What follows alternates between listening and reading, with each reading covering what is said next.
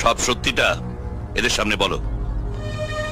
আমার বাবা ভীষণ অসুস্থ, হাসপাতালে ভর্তি করতে পারছিলাম না। অবিনাশ বাবাকে হাসপাতালে ভর্তি করে দেয়, আর সেই মিথ্যে গল্পের আড়ালে তুফানের বাড়িতে রাতে আশ্রয় নিতে বলে।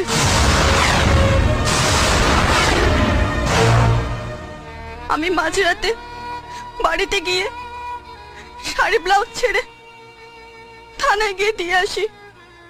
আর উনি আমার বাবা নন, পার্টির লোক। আমি আমার বাবাকে বাঁচানোর জন্য এই নোংরা কাজটা করেছি। আমি এই অপরাধের জন্য আপনাদের কাছে ক্ষমা চাইছি। তুফানদার কোনো দোষ নেই। এতক্ষণ যাকে আপনারা অভিশাপ দিচ্ছিলেন, যার শাস্তির দাবি করছিলেন, জানেন তিনি কে?